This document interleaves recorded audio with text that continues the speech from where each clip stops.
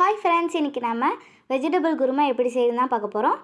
வாங்க போகலாம். அதுக்கு பார்த்திங்கன்னா பட்டாணி, இஞ்சி பூண்டு பேஸ்ட்டு, கேரட், பீன்ஸ், உருளைக்கிழங்கு, பச்சை மிளகா, தக்காளி, வெங்காயம் ரெடி பண்ணி வச்சுக்கலாம். அப்புறம் பார்த்திங்கன்னா தேங்காய், கசகசா, சோம்பு, பட்டை, கிராமெல்லாம் அரைச்சி வச்சுக்கலாம். ஒரு குக்கர் எடுத்து அதில் பார்த்திங்கன்னா எண்ணெயை ஊற்றிக்கலாம்.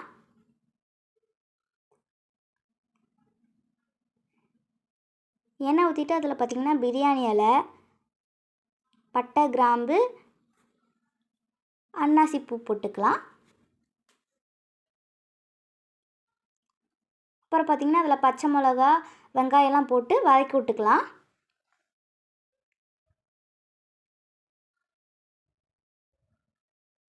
நல்லா பார்த்திங்கன்னா வதக்கி விட்டுக்கலாம்.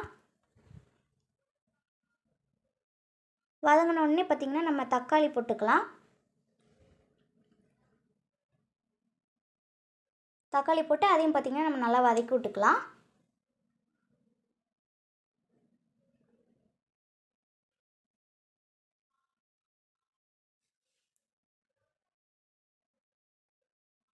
தக்காளி நல்லா வதங்கினோடனே நம்ம பார்த்திங்கன்னா இஞ்சி பூண்டு பேஸ்ட்டு போட்டுக்கலாம்.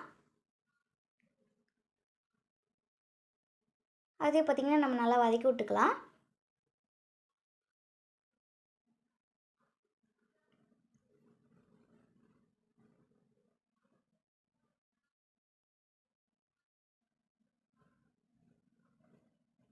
அது நல்லா வதங்கினதுக்கப்புறம் நம்ம உருளைக்கிழங்கு, கேரட், பீன்ஸ்லாம் போட்டுக்கலாம்.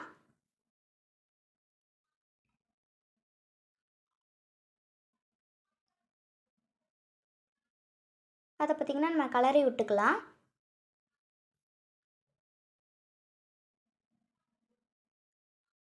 கலரி விட்டிட்டு நம்ம பார்த்திங்கன்னா பட்டாணி போட்டுக்கலாம். பட்டாணி போட்டுட்டு அதை பார்த்திங்கன்னா நம்ம நல்லா கலரி விட்டுக்கலாம்.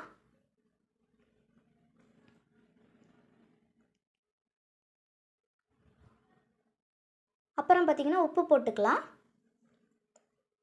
உப்பு போட்டு அதையும் பார்த்திங்கன்னா நம்ம நல்லா கலரி விட்டுக்கலாம்.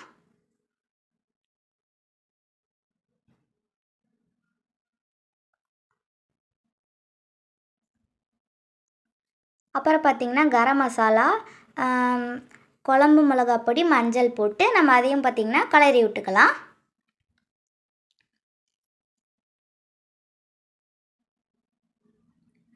கலரி விட்டுட்டு நம்ம அரைச்சி வச்சதை எடுத்து நம்ம ஊற்றிக்கலாம்.